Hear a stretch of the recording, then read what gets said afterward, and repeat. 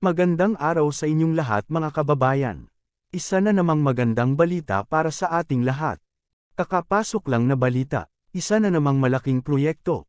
Ang pinasinayaan ni Pangulong Ferdinand Bongbong Marcos Jr., ang Davao City Coastal Bypass Road.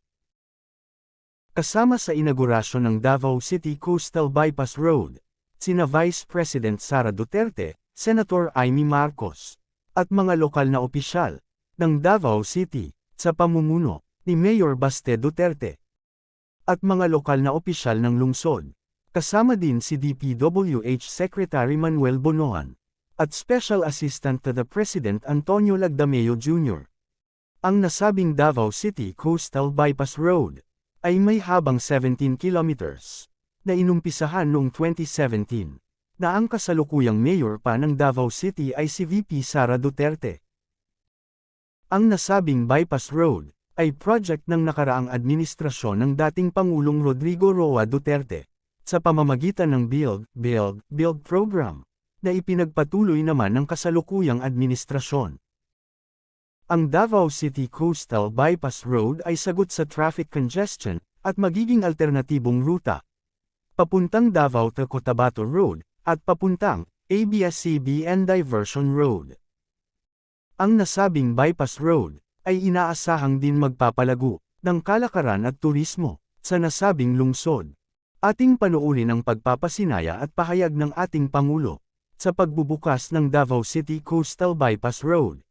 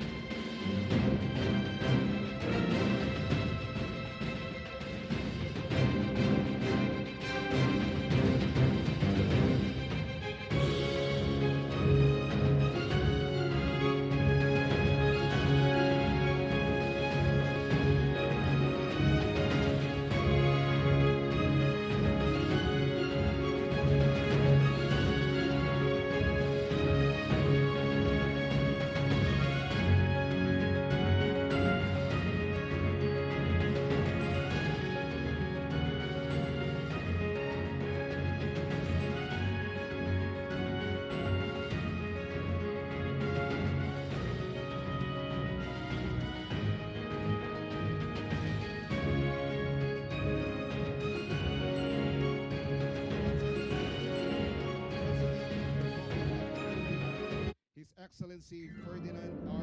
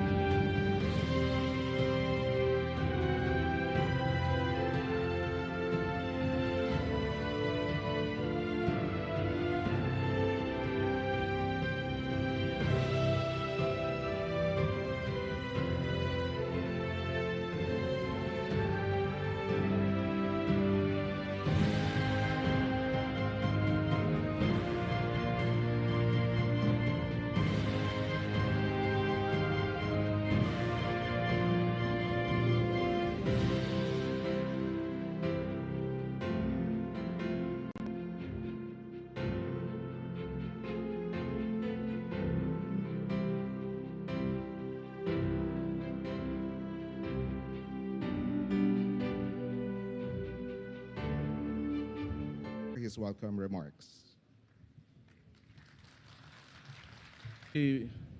Ferdinand R. Marcos Jr., President of the Republic of the Philippines, distinguished guests, ladies and gentlemen, mayong adlaw kaninyong tanan.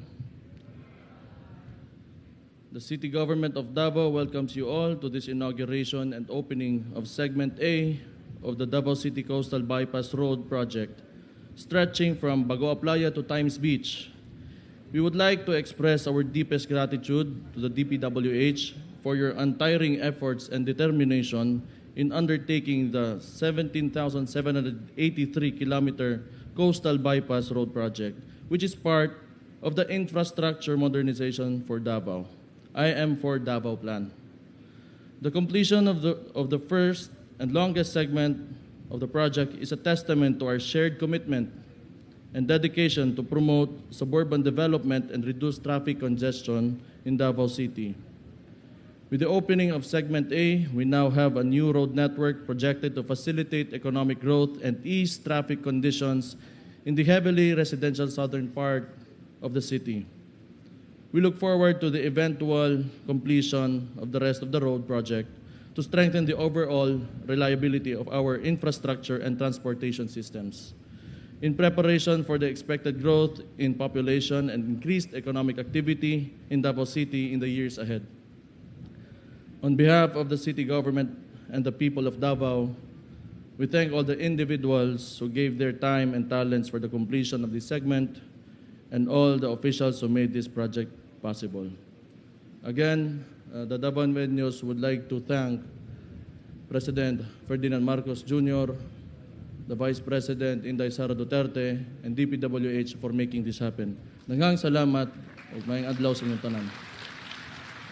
Daghang salamat, Mayor Duterte. To give us a project briefing, may we invite Public Works and Highways Secretary Manuel Bonoan.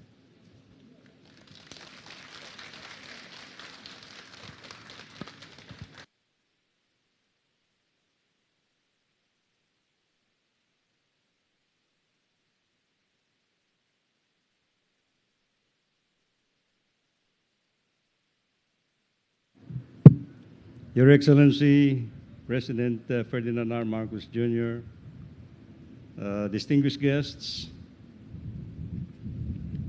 ladies and gentlemen, mayong buntag. Mr. President and the other distinguished guests, it is with distinct honor to have you all join us in this opening of Segment A of the Davao City Coastal Bypass Road, implemented by the Department of Public Works and Highways. This is a milestone project here in the city of Davao that was initiated under the administration of no less than Vice President Sara Duterte when she was still mayor of Davao.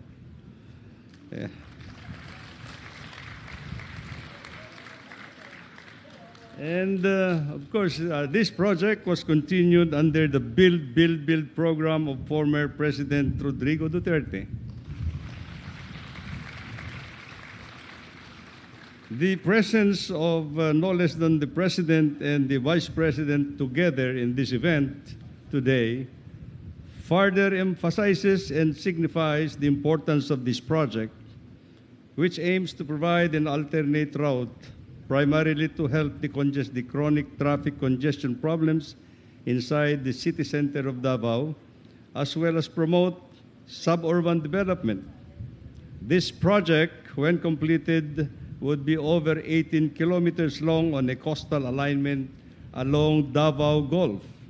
It will interlink with other existing access roads leading towards the city proper, hence easier and more efficient travel in and out of the city. This coastal bypass road is a well-designed project, not only to be a road facility, but it will also serve as a coastal shore protection and breakwater that will protect the city from sea wave actions, water surges, and shore erosion. Part of the project has also been designed to serve as a promenade for the general public alongside the Davao Gulf. The implementation of this project started sometime in 2017 and continued on despite encountering several challenges such as delays due to right-of-way acquisition, the 2 years of the pandemic, limited project funding, and other unforeseen circumstances. But nevertheless, with the continued support and assistance extended in addressing the said challenges by no less than then Mayor Sara Duterte, and up to now, as Vice President of the Philippines, not to mention also the support extended by Congressman Polong Duterte, and of course, our good Mayor Sebastian Duterte. The work on this project continued on and is now progressing as scheduled. What will be open today, Mr. President, is the completed segment A of this project, about 7 kilometers long, that will already have a significant impact in addressing the traffic congestion problems inside the central business district of Davao City. As of the moment, out of the total length of the bypass of about 18 kilometers, a total of more than 16 kilometers of the roadway have already been constructed, including segment A of 7 kilometers, and albeit the construction of the new Bukana Bridge, about more than 400 kilometers long, that will be implemented under the grant assistance from the Chinese government. Mr. President, the DPWH will nonetheless continue to implement the remaining sections until totally completed under the Build Better More Infrastructure Development Program, consistent with the 8-point agenda of Your Excellency, particularly in addressing traffic congestion problems and providing efficient road network to reduce transport and logistic costs. It is also aligned, Mr. President, with the Philippine Development Plan for 2023 to 2028 to eradicate poverty and raise the standard of living of the Filipino people. Thank you, Mr. President.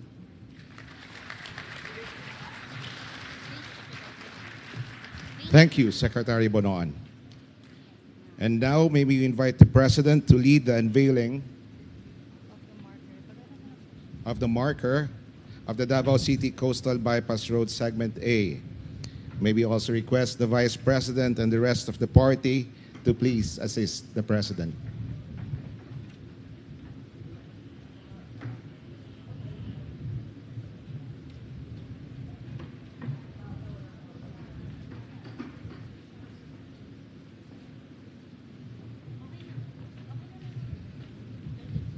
Ready, Mr. President? At the count of 3. 1, 2, 3.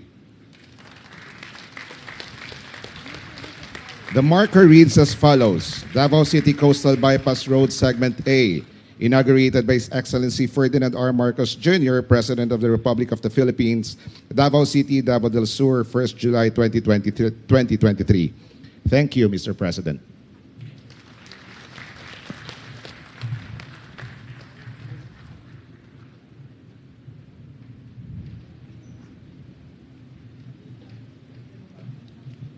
At this juncture, may we call on Vice President Sara Duterte to introduce our guest of honor.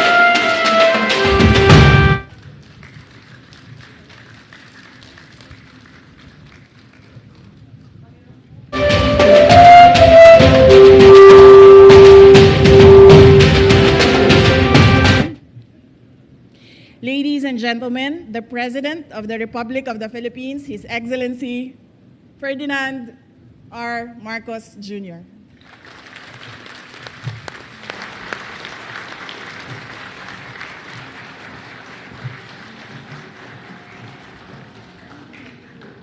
Thank you very much for the charming introduction from the Vice President and concurrent Department of Education Secretary, VP Inday Sara Duterte, the Public Works and Highways Secretary, Manny Bunuan, of course, here present also that we are very lucky that you get 2 for the price of 1 dahil nandito rin si Senator Amy Marcos.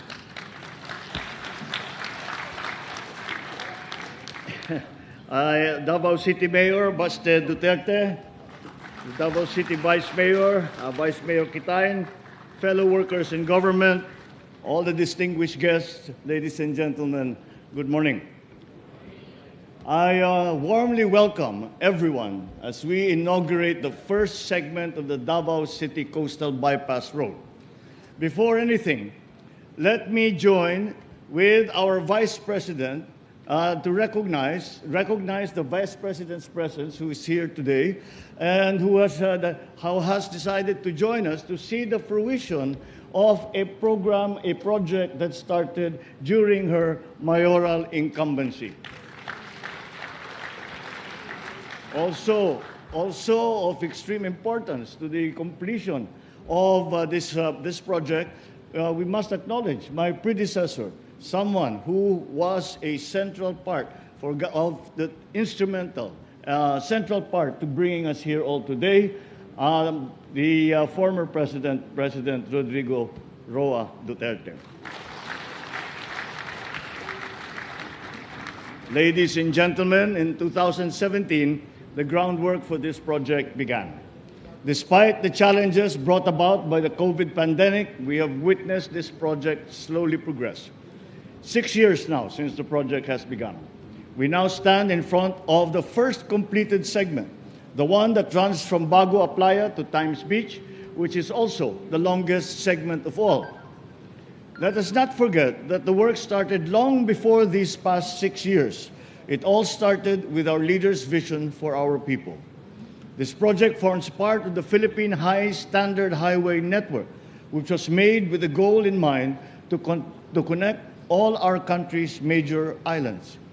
For this project in particular, the vision was to ease traffic congestion and in turn sustain and even boost the economic growth that Davao City has been enjoying in the past years until today. The objective is also to make the progress more inclusive and more relevant to everyone's daily life through a highly interconnected road network. And while we are only opening the first kilometers of the more than 17-kilometer project, we expect this already to provide some relief to Mindanaoans, especially those who wish access to downtown Davao. This will help in transporting goods in and out of the city, making access to basic necessities easier for communities, for businesses, and for consumers. Aside from transportation, this road project also features walkways, bicycle lanes, linear parks, public spaces that our people need for their comfort, happiness, and well-being. I can imagine already the locals, and especially our tourists, taking a stroll and while looking at the view, feeling the breeze coming in from the coast, and taking with them the energy and peace they need to go about with their daily lives, with memories of Davao City and the Philippines. Add to that, the fact that this will also form as a protection against storm surges. This project of the Department of Public Works and Highways is indeed anchored in well thought out master plans. For this, we have to recognize our fellow workers in government, especially those in the Department of Public Works and Highways who have toiled diligently, patiently and passionately to bring this to fruition. Yan po ang ating dapat pasalamatan at hikayatin po na ipagpatuloy ang kanilang sipag at ang kanilang magandang trabaho. Kaya't nakumpleto na itong unang phase 1. Ito naman ay masasabi natin na umpisa pa lang. Kaya't yung ating mga kasamahan sa DPWH, sige lang, tuloy-tuloy lang. Yung ipinakita niyong napakagandang trabaho dito sa unang bahagi nitong coastal road ay patuloy natin ipakita para mabilis matapos, maganda sa budget, at makatulong sa taong bayan. We also have to recognize and thank JICA, or the Japan International Cooperation Agency, all the other development partners as well, for they have shared their expertise with the Philippine government to improve our infrastructure. Everything that we have done so far, and everything that we will do from this point onwards, will all be instrumental in our collective leap forward and upward. I call on the DPWH and everyone involved in this, and all the other infrastructure projects. The work needs to be done. Strive to finish the remaining segments And let us do it within schedule so that our people may reap and truly enjoy the maximum benefits of your hard work. As the national government remains committed to pursuing high-impact connectivity projects with you, I hope that you will all bear in mind this one thing. The fruit of your labors are the building blocks of the bright and sustainable society that our children will enjoy. Let us continue working as one towards becoming an interconnected and thus thriving Philippines. Congratulations for all the good work that we have done. I look forward to the good work that we will continue to do. Daghang salamat sa inyong tanan. Maraming pong salamat sa inyong lahat. Magandang tanghali po. Thank you, Mr. President. Please share, like, subscribe, and comment sa aking channel para updated ka lagi sa kaganapan sa loob at labas ng ating bansa. Hanggang sa muli, magandang araw Pilipinas!